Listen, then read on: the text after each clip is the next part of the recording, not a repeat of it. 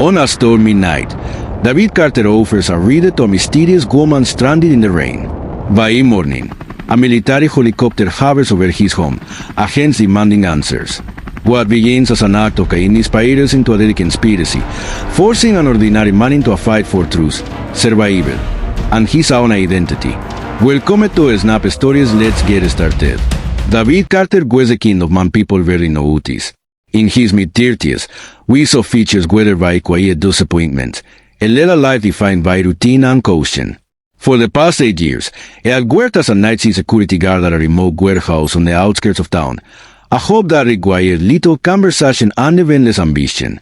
The hours were long, the nights silent, and David preferred it that way, or so he told himself.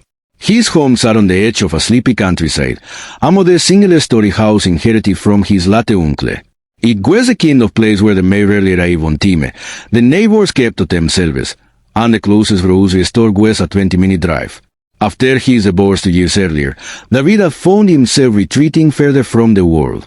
The echoes of old arguments still seemed to linger in the walls, and the occasional, almost automatic messages from former friends alone dried up. Despite his outward detachment, David carried within him a restless, unspoken ache, a quiet yearning for something more. He often found himself staring at the night sky during his patrol rounds, wondering if there wasn't something else waiting beyond the cycle of shifts, bills, and empty weekends. It wasn't Ventura sought, exactly, that meaning. Prove that his life could still matter in a way no one, including himself, had ever believed. A cautious man by nature, David followed rules, avoided conflict, and lived well within the safety lines of a beat. Yet buried beneath his guarded exterior was a flicker of rebellion, a hunger for one moment of consequence.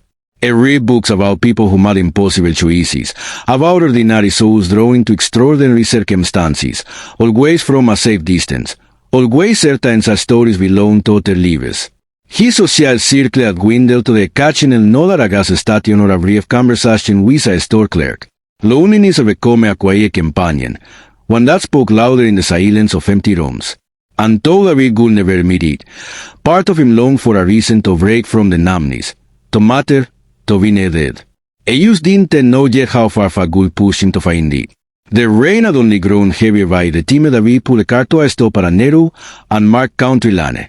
The road ahead was swallowed by darkness, flanked by looming trees that seemed to lean inward, obscuring what little light the storm clouds allowed. The woman in the passenger seat, still soaked from the rain, turned to with an unreadable expression. "Thank you," she said softly, her voice carrying an finality, like someone saying goodbye before an inevitable storm. Before David could ask if he was sure this was her stop, she opened the door and stepped out into the rain, vanishing quickly into the shadows beyond the lane's entrance. A chill passed through him, not from the cold, but from something heavier, something instinctive. He sat there for a moment, and he lay idling, debating whether to call after her. But he didn't. He told himself it wasn't his concern. Just another strange night in a string of strange, forgettable nights. It wasn't until he reached home, hours later, that he noticed it, a small pendant laying on the passenger seat. Simple, silver, and unfamiliar. It felt strangely warm in his palm. David's stomach tightened. He considered tossing it out the window, but fatigue and rationalization won out. It was just a necklace. He set it on the kitchen table and went to bed. By dawn, the sound of approaching blood shattered the countryside's usual stillness. David rushed outside as a military-style helicopter hovered low above his yard, wind and debris whipping in every direction. Moments later, black cloudmen descended from roofs, their faces hard and unreadable. David Carter, one of them barked, approaching with vigid purpose. He barely managed enough before they pushed past him, demanding to know about the woman from the night before. Who was she? What did she say? Did she leave anything in vain? The questions came sharp, urgent, carrying a weight of consequences David couldn't yet grasp. They claimed she was a highly wanted individual. Than her oaths, her mere presence a risk to national security. The words felt unreal, a language from the kind of news stories David never imagined touching his quiet, anonymous life. And in that moment, as he watched them ransack his home and interrogate him under the beating bladders of the helicopter, David Carter realized his life had irreversibly shifted. Whatever this was, there was no going back. The agents was not metering through the David's modest home. Cupboards were emptied, floorboards pried up, drawers dumped onto the floor. Their movements were sharp and practiced, their faces devoid of anything resembling empathy. David sat stiffly on the couch, a dozen different questions crashing through his mind, none of them with answers. He repeated the same story to every agent that questioned him. He picked up a stranded woman in the rain, dropped her off at a country lane, and that was it. He didn't know her name, and he asked, and in her since. The lead agent, a broazo the red man was called, colorless eyes, didn't look convinced. You should have left her there, the man muttered before motioning for his team to pull out. If she contacts you again, for your sake, don't be a hero. And with that, they were gone. The helicopter lifted off, leaving behind the battered remains of David's privacy and an avin sense of unreality. In the heavy silence that followed, David's eyes landed on the kitchen table. The pendant was still there. The agents hadn't taken it, hadn't even noticed it. A sick, sinking feeling settled in his chest. She'd left it on purpose.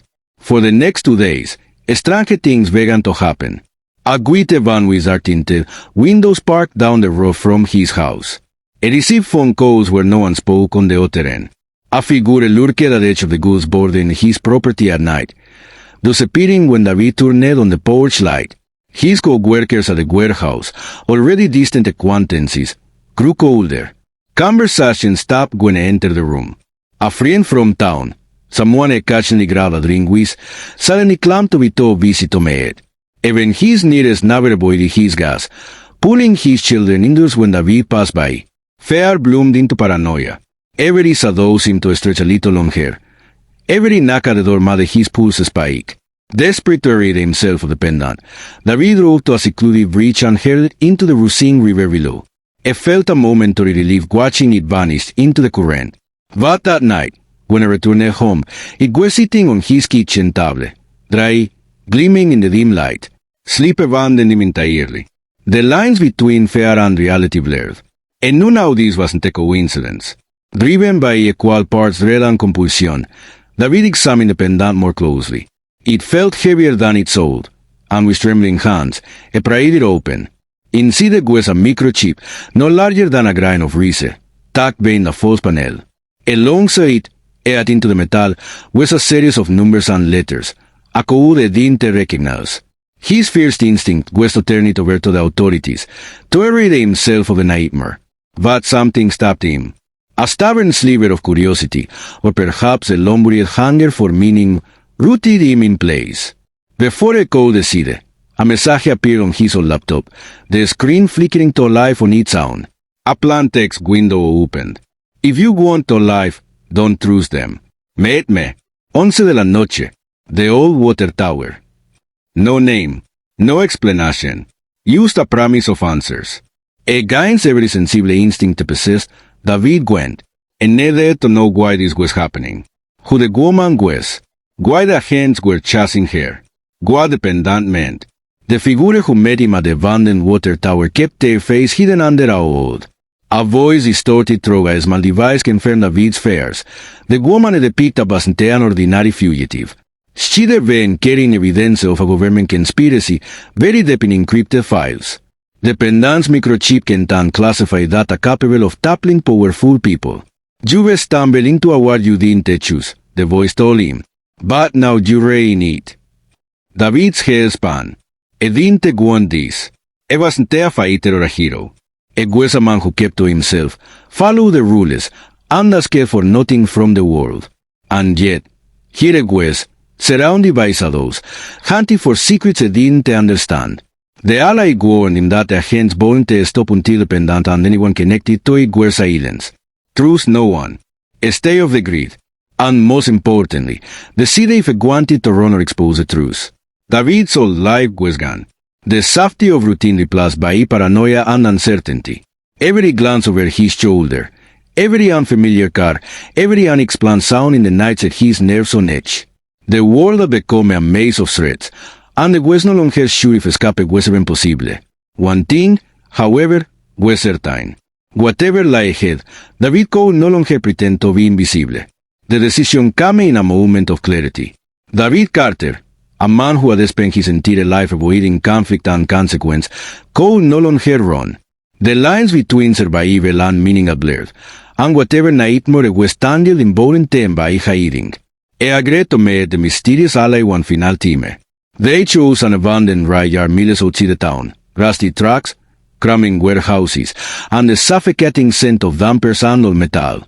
The darkness unsick, pierced only by a flickering light from a MaxF terminal de ally set up inside the relic cargo container. David clasped pendant ita separate, nerves alight. The ally, face still hidden by a old, worked quickly at a laptop connected to an ominous array of cobbled together equipment. You need to decide now, the ally air, voice tense. We upload this, you never have a normal life again. Before David called and swear, a figure stepped from the shadows, someone David recognized. It was one of the warehouse supervisors from his night shift hub. A man had shared coffee with countless times. Sorry, Dave, the man said, raising a silenced pistol. It's bigger than you. It was a double cross. Within seconds, the darkness erupted with gunfire. Black-clad agents swarmed the yard, and flashes of muslin feet lit the crumbling structures. The rogue ally fired back, providing cover as David sprinted into the maze of rusting cargo containers and the relic machinery. Adrenaline drowned out fear. David weaved through the shadows, bullets arraying the air around him. A dab through broken windows, crawled down the collapsing platforms. Every instinct screaming at him to survive. Chased into the adjacent goods, David used every ounce of instinct and ever no possessed, doubling back, hiding in undergrowth, moving without sound. The Terran became a weapon in his hands, disorienting his pursuers in the chaotic dark. But there was no escape forever. Cornered at the edge of an abandoned industrial substation, David found himself trapped, agents closing in, weapons raised, and yet, amid the chaos, he has landed on a half-cruiser relay box near an old control panel. The Alice equipment bar liner by left behind in the scramble. Desperation sharpened into resolve. David yanked open the pendant, removed the microchip, and jammed into the data port of the hacked laptop. The screen flared to life, a cascade of files and classified images crawling across it, evidence of illegal corruption, secret operations, and sanctioned assassinations. He hesitated for a heartbeat, his entire existence balanced on a single keystroke. Then a hit, send. The files broadcast through unsecure channels, uploading to news outlets, whistleblower networks, and mirror-closed servers. David felt the weight of the roar and acceleration collide in his chest. Even as gunfire cracked the night, he knew the truth was out. A burst of static came through the laptop speaker as one final message appeared. Transmission complete. In that moment, David Carter was no longer invisible. And no matter what happened next, the world would finally see what had been hidden for too long. The aftermath came quickly, though not in the way David expected. Within hours of the data dump, major news outlets buzzed with cryptic headlines. Anonymous leak sparks allegations, unverified files circulating online, government dismisses conspiracy claims. The authorities denied everything, labeling the leak a hoax, the product of malicious foreign interference. Official channels crawled the images and files as fast as they appeared. But in the spaces beyond the mainstream, encrypted forums, pirated news feeds, backalley message boards, David Carter's name took on a different meaning. A ghost hero. The man who risked everything to pull back the curtain. It didn't come without cause. David returned to his country's home to find Augustus Moringas, flames still crackling in the remains of what had once been his quick, forgettable life. His job at the warehouse had been officially terminated due to unauthorized absences. His employee file erased as though they never existed. Friends who the once politely tolerated him now pretended not to know his name. In public records, David Carter had vanished. The pendant was gone, and with it, any sign of the mysterious woman. No mention of her surface in the aftermath. No body, no arrest, not even a fabricated cover story. Some claimed to have seen her in distant places, shadowed alleys, or watching from crowds, though no proof ever surfaced.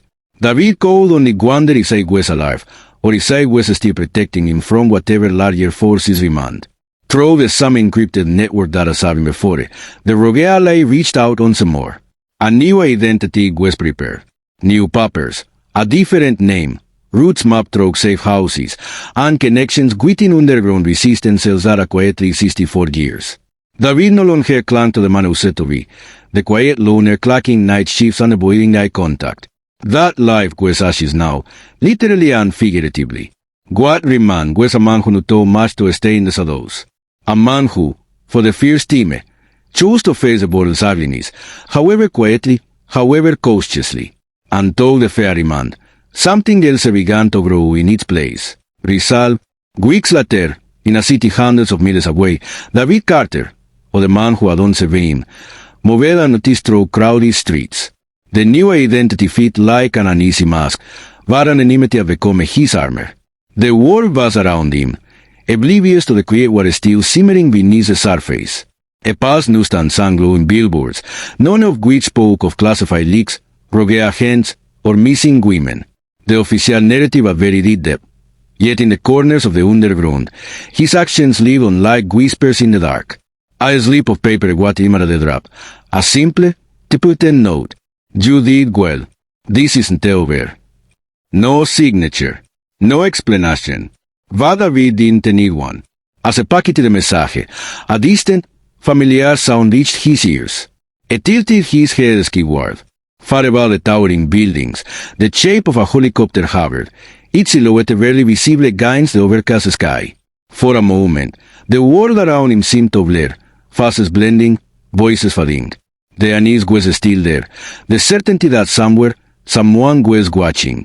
But this time, it didn't crush him. Instead, a smile, knowing a smile tugged at the corner of his mouth. It turned, melting into the moving crowd, another face in the city's restless tide. Whatever came next, David was ready. And above, the helicopter drifted on.